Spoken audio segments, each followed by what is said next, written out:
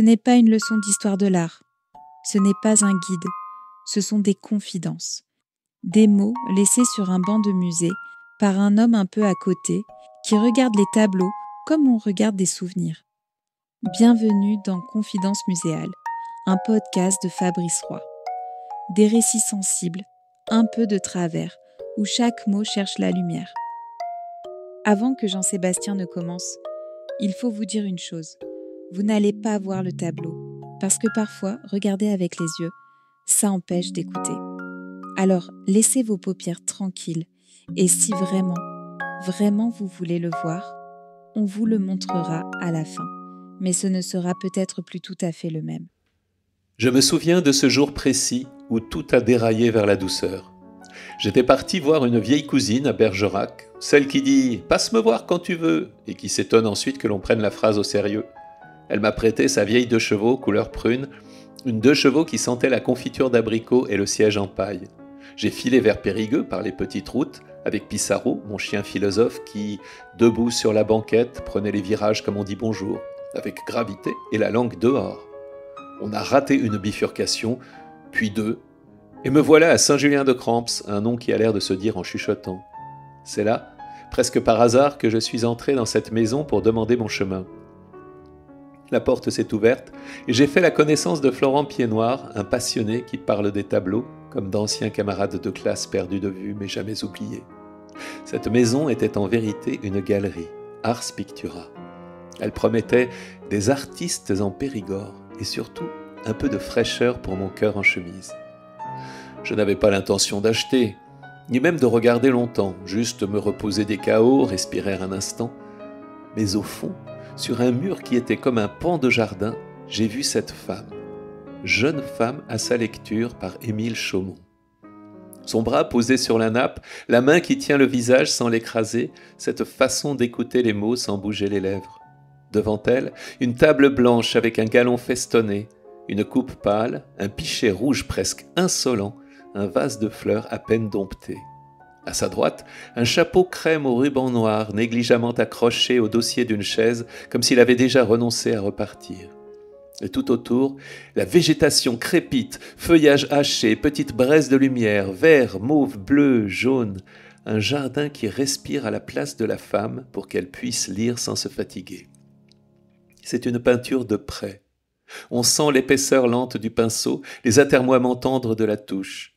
La robe lilas garde la trace d'une hésitation, un glacis retenu. La chair du cou et les perles discrètes diffusent un halo franc, propre, sans coquetterie. Le visage est d'une clarté qui n'éteint pas les ombres. Les yeux gardent au coin un rire sans bruit. On entendrait presque le frottement des pages quand on les tourne. À chaque regard, j'avais l'impression que la phrase reprenait à la ligne. Émile Chaumont, m'a dit Florent, avec ce sourire des gens qui vont vous présenter un ami. Il m'a parlé de cet artiste né à Périgueux en 1877. Je le savais déjà un peu, mais j'aimais entendre, là, entre ces murs qui sentaient l'huile sèche et les catalogues soigneux, Chaumont, son drôle de pseudonyme, film, cette carrière qui se plie et se déplie comme un carnet dans une poche, l'école de dessin, la lithographie, l'héroïsme à la guerre, la blessure et la décoration, le retour, puis la peinture qui s'entête et qui avance sans fracas. Un peintre du Périgord, oui, mais pas uniquement, un regard porté par la lumière et la patience, une façon d'oser le rouge sans perdre l'ombre. Il avait dû apprendre à regarder mieux pour n'avoir pas à parler trop. Je connais ce besoin. La femme lisait pour elle et un peu pour moi, je le jure. J'ai pensé à Emma. Emma qui lisait dans la cuisine, le dos à la fenêtre, un bol de thé qui refroidissait d'une page à l'autre. Elle levait parfois la tête, non pas pour me voir, j'avais l'habitude, je faisais semblant de ranger, mais pour laisser reposer un mot.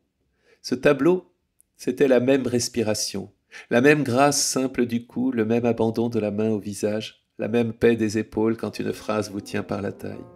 J'ai senti ma gorge faire ce petit bruit de porte ancienne quand on n'ose pas entrer. J'ai reculé d'un pas. Pissarro a reniflé le bas de la simèse, puis s'est assis en bon chien qui sait que son maître se souvient.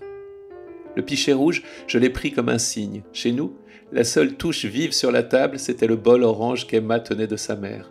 Elle disait qu'un point de couleur, c'est comme un point d'orgue. On s'y arrête, on y respire. Ici, Le point d'orgue est devant, presque à la place d'une parole. On dirait que le rouge prend sur lui l'émotion pour que la femme puisse lire tranquille. La coupe pâle, au contraire, sert de silence. Et le chapeau range le dehors, tient la rue à distance. Je reprendrai le monde après le chapitre. Je crois que Chaumont aimait les dehors qui parlent tout bas. Dans les Landes et près d'Arcachon, il a peint ces paysages d'arbres élancés, ce sable qui n'éclabousse pas, cette lumière qui aime la peau. Je retrouve, derrière cette lectrice, la même manière d'offrir de l'ombre à la clarté, comme un coussin de mousse sous les pas. L'atelier a beau être absent, on devine un peintre qui place la lumière non pour briller, mais pour tenir compagnie. Florent m'a laissé seul un moment. C'est un bon signe chez un galeriste. Il sait quand il faut se taire. J'ai approché jusqu'à sentir la respiration de la matière, les endroits où la brosse a repris, les coutures entre deux verres, l'endroit exact où la ligne de la nappe hésite avant de retomber sur la dentelle. Il y a une vraie joie là, une joie posée, presque timide, celle des après-midi où l'on n'attend personne et où, miraculeusement, personne ne vous appelle. C'est elle, ai-je dit. Rien d'héroïque, hein.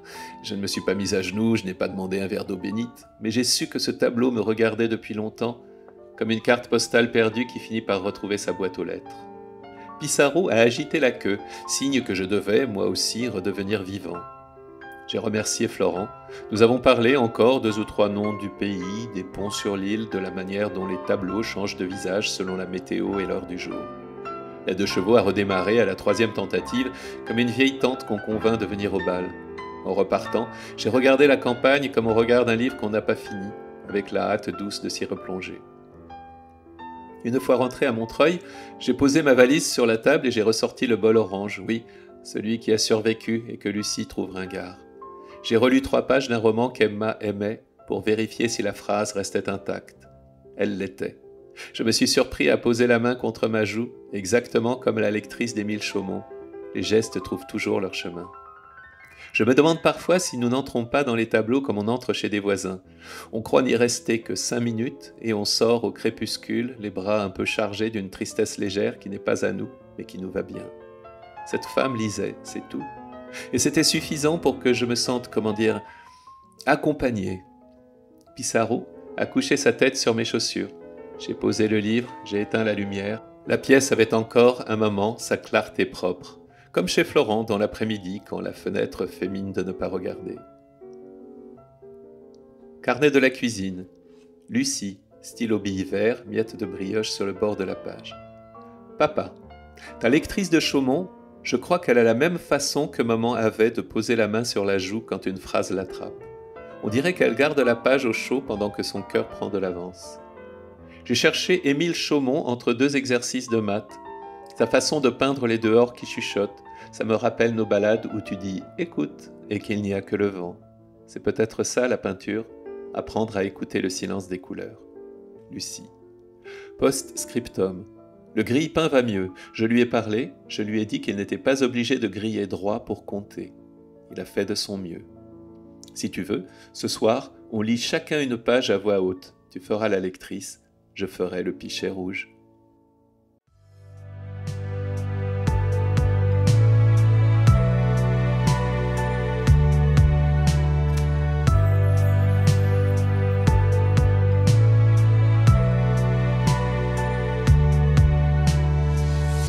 Confidence muséale, une série imaginée et racontée par Fabrice Roy. Musique composée par Gabriel Fauré. Pour suivre les prochaines confidences, abonnez-vous.